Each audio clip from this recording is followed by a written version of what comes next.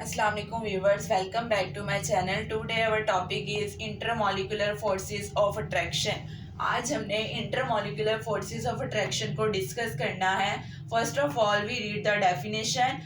The forces present between the molecule of element and compound. वो forces जो किसी भी elements और molecule के compound में बिटवीन प्रेजेंट होती हैं. ऐसी फोर्सेस जो किसी भी मॉलिक्यूल के एंड एलिमेंट और कंपाउंड के दरमियान में प्रेजेंट होंगी उसको इंटरमॉलिक्यूलर फोर्सेस कहते हैं. For example one molecule of water.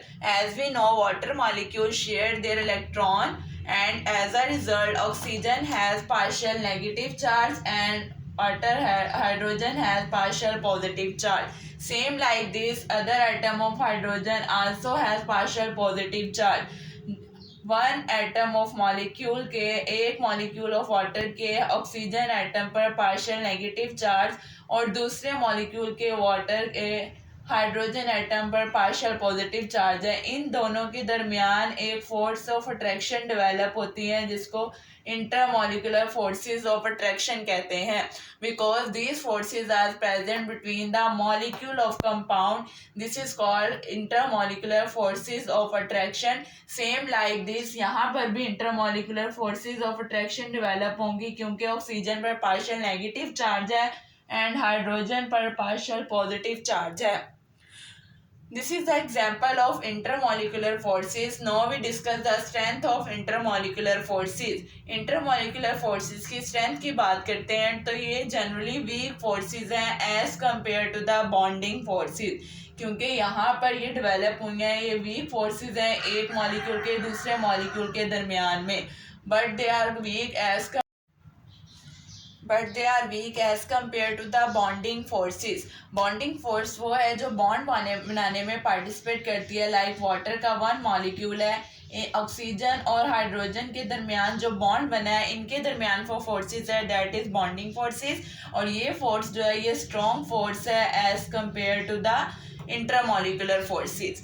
Now we discuss the three states of matter in which intermolecular forces solid, liquid and gases are the three state of matter. Solid में molecule जो है वो tightly packed होते हैं like this. इनके दरमियान strong electrostatic force of attraction होगी जिसकी वजह से इंटरमॉलिक्यूलर फोर्सेस जो है वो स्ट्रॉन्ग है. लिक्विड मॉलिक्यूल में मॉलिक्यूल जो है वो थोड़े से डिस्टेंस पे प्रेजेंट होते हैं इसलिए लिक्विड में मॉडरेट इंटरमॉलिक्यूलर फोर्सेस प्रेजेंट हैं. As compare to liquid gases में मॉलिक्यूल रैंडमली मूव करते हैं और इनका डिस्टेंस बहुत ज़्यादा होता है इसलिए इंटरमॉलिक्यूलर फोर्सेस जो हैं वो गैसेस में वीक हैं. Now we discuss the types of intermolecular forces. There are two types of intermolecular forces, strong and weak intermolecular forces. Strong intermolecular forces जो हैं वो हाइड्रोजन बॉन्डिंग है, that is a type of intermolecular forces. We discuss the hydrogen bonding detail in next lecture. The weak intermolecular forces are dipole-dipole interaction.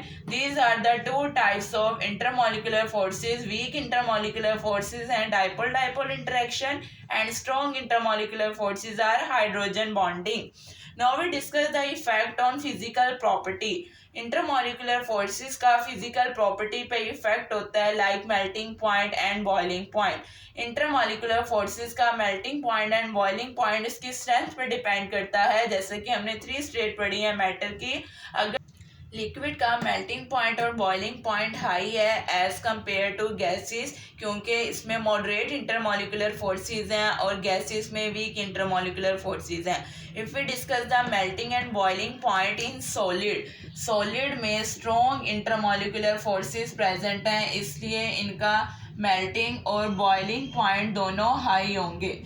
Solid का melting और boiling point as compare to liquid high होगा and liquid का melting और boiling point as compare to gases high है because gases में weak intermolecular forces present हैं. This all about intermolecular forces. Hope so you will understand.